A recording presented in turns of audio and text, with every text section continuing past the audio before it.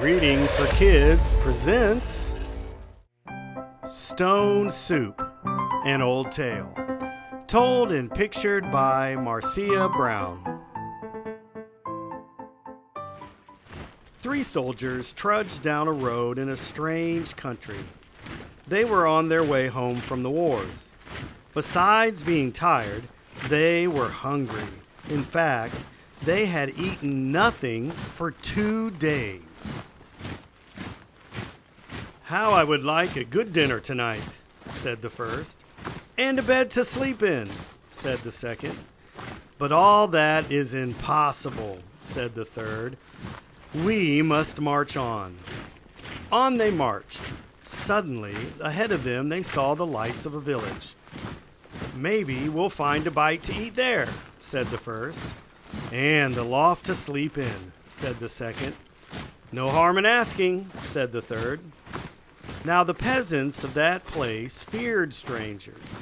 When they heard that 3 soldiers were coming down the road, they talked among themselves.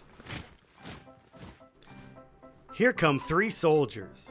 Soldiers are always hungry, but we have little enough food for ourselves." And they hurried to hide their food. They pushed sacks of barley under the hay in the lofts. They lowered buckets of milk down the wells. They spread old quilts over the carrot bins. They hid their cabbages and potatoes under the beds. They hung their meat in the cellars. They hid all they had to eat. Then they waited. The soldiers stopped first at the house of Paul and Francois. "Good evening to you," they said. "Could you spare a bit of food for 3 hungry soldiers?" "We have had no food for ourselves for 3 days," said Paul. Francois made a sad face. "It has been a poor harvest." The 3 soldiers went to the house of Albert and Louis. "Could you spare a bit of food? And have you some corner where we could sleep for the night?" "Oh no," said Albert. "We gave all we could spare to the soldiers who came before you." "Our beds are full," said Louis. At Vincent and Marie's, the answer was the same. It had been a poor harvest, and all the grain must be kept for seed. So it went all through the village. Not a peasant had any food to give away. They all had good reasons. One family had used the grain for feed. Another had an old sick father to care for. All had too many mouths to feed. The villagers stood in the street and sighed. They looked as hungry as they could. The 3 soldiers talked together. Then the first soldier called out, "Good people!" The peasants drew near. "We are 3 hungry soldiers in a strange land. We have asked you for food, and you have no food. Well, then, we'll have to make some stone soup." The peasants stared. Stone soup? That would be something to know about. "First, we'll need a large iron pot," the soldiers said. The peasants brought the largest pot they could find. "How else to cook enough?" "That's none too large," said the soldiers, "but it will do. And now, water to fill it and a fire to heat it." It took many buckets of water to fill the pot. A fire was built on the village square, and the pot was set to boil. And now, if you please, 3 round, smooth stones. Those were easy enough to find. The peasants' eyes grew round as they watched the soldiers drop the stones into the pot. "Any soup needs salt and pepper," said the soldiers as they began to stir. Children ran to fetch the salt and pepper. Stones like these generally make good soup, but oh, if there were carrots, it would be much better. "Why, I think I have a carrot or 2, said Francois, and off she ran. She came back with her apron full of carrots from the bin beneath the quilt. "A good stone soup should have cabbage," said the soldiers as they sliced the carrots into the pot. "But no use asking for what you don't have." "I think I could find a cabbage somewhere," said Marie, and she hurried home. Back she came with 3 cabbages from the cupboard under the bed. "If only we had a bit of beef and a few potatoes. This soup would be good enough for a rich man's table."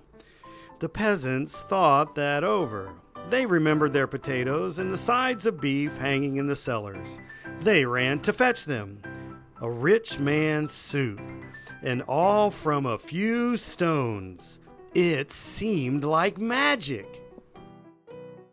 "Ah," sighed the soldiers as they stirred in the beef and potatoes. "If we only had a little barley and a cup of milk, this soup would be fit for the king himself." Indeed, he asked for just such a soup when last he dined with us. The peasants looked at each other. The soldiers had entertained the king. Well, but no use asking for what you don't have, the soldiers sighed. The peasants brought their barley from the lofts.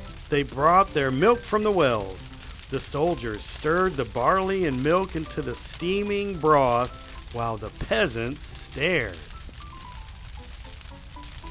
At last the soup was ready. "All of you shall taste," the soldiers said. "But first a table must be set."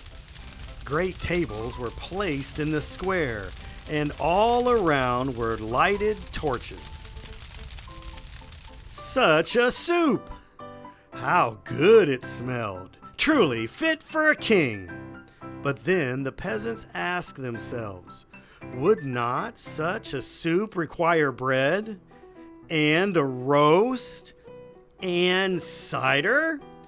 Soon a banquet was spread, and everyone sat down to eat. Never had there been such a feast. Never had the peasants tasted such soup, and fancy, made from stones. They ate and drank and ate and drank, and after that they danced. They danced and sang far into the night. At last they were tired. Then the 3 soldiers asked, "Is there not a loft where we could sleep?" "Let 3 such wise and splendid gentlemen sleep in a loft? Indeed! They must have the best beds in the village." So the first soldier slept in the priest's house. The second soldier slept in the baker's house. And the third soldier slept in the mayor's house. In the morning, the whole village gathered in the square to give them a send-off. "Many thanks for what you have taught us," the peasants said to the soldiers. "We shall never go hungry now that we know how to make soup from stones." "Oh, it's all in knowing how," said the soldiers, and off they went down the road. Such men don't grow on every bush.